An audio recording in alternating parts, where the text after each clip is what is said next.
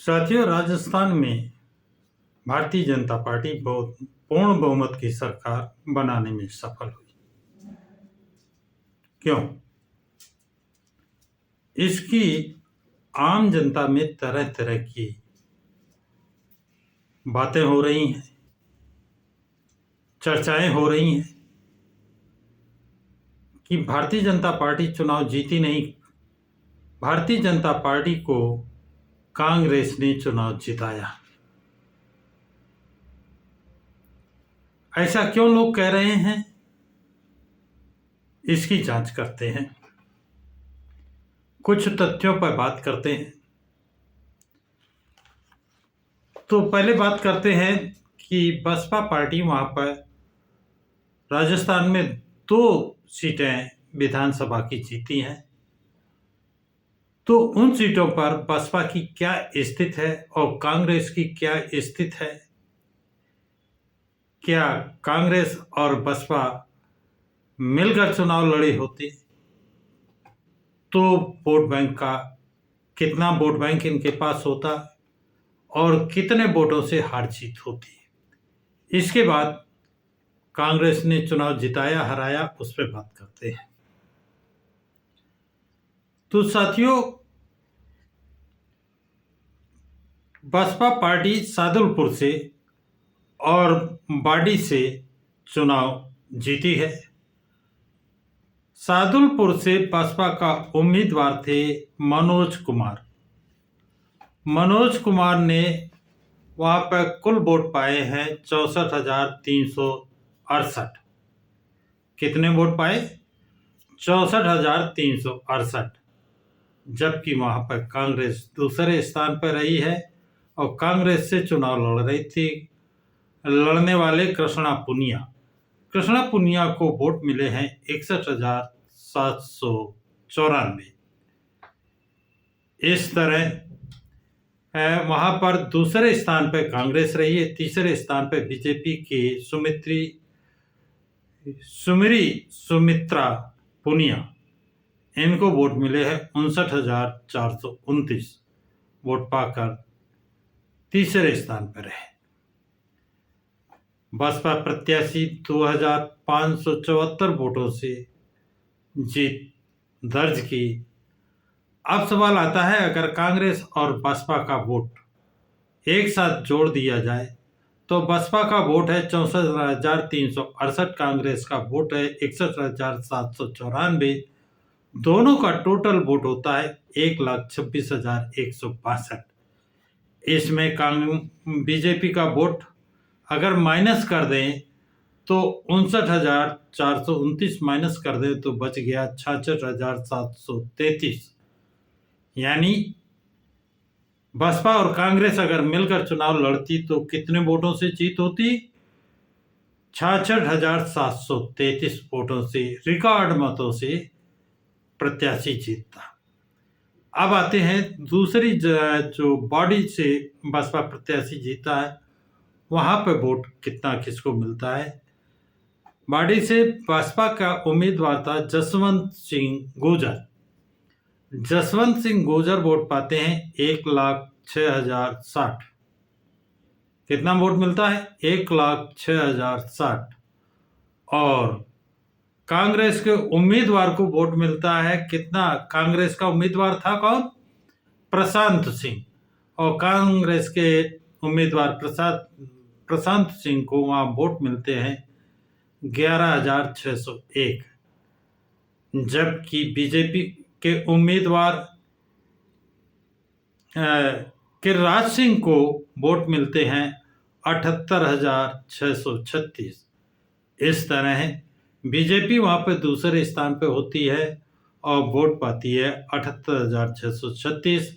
वहां का बसपा का प्रत्याशी 27,424 वोटों से विजयी घोषित होता है।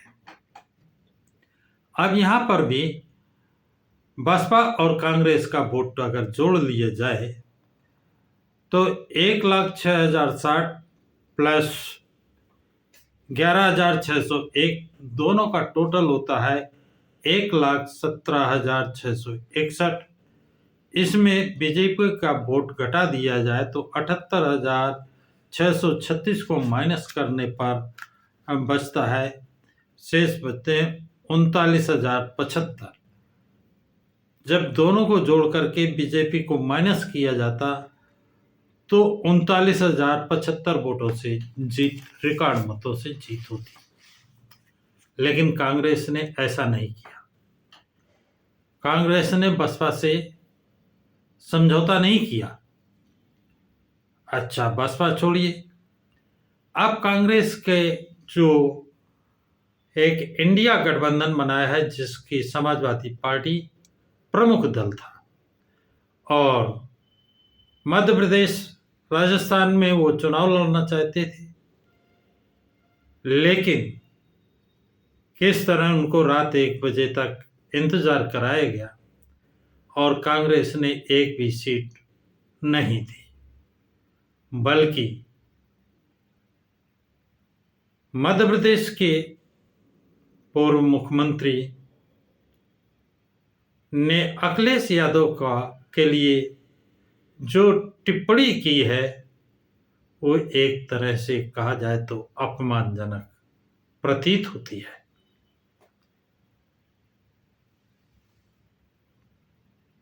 तो कांग्रेस का रवैया न तो बसपा की तरफ सकारात्मक था, न समाजवादी पार्टी की तरफ सकारात्मक था। अखिलेश यादव तो बहुत विश्वास कर रहे थे कि कांग्रेस उनका साथ देगी, क्योंकि वो इंडिया गठबंधन की एक महत्वपूर्ण घटक थे, दल थे, और हर जगह इंडिया गठबंधन की जहां भी मीटिंग हुई उन्होंने उसमें भाग लिया।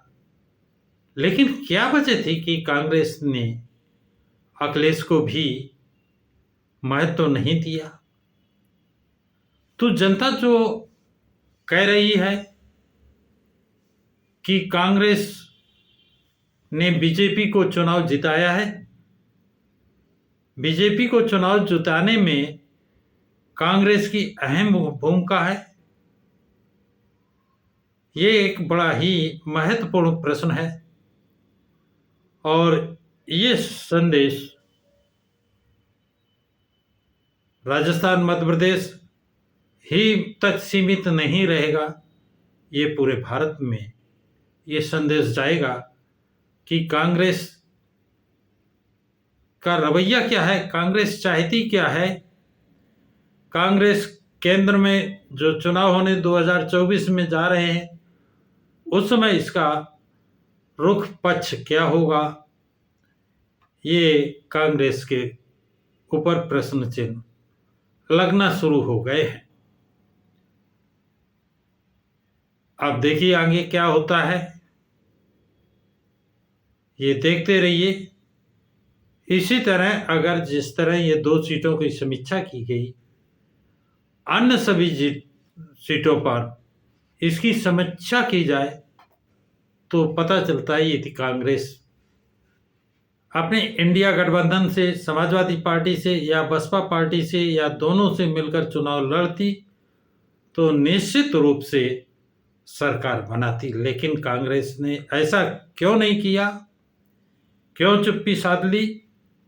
इससे जो जनता कह रही है उस कथन को बल जरूर मिलता है, सच्चाई तो वही लोग जाने।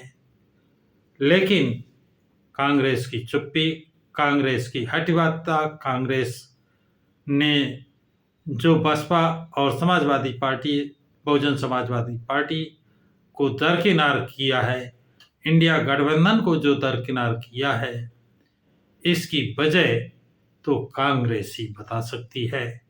क्या वास्तव में उन पर लग रहे आरोप सही है? ये जनता जनार्दन स्वयं निर्णय लेगी और इस हिसाब से आगे वो रणनीति तैयार करेंगे। ये जानकारी आप लोगों को कैसी लगी कमेंट्स बॉक्स में जरूर लिखें, तथा इस वीडियो को अधिक से अधिक लाइक, शेयर, सब्सक्राइब जरूर करें।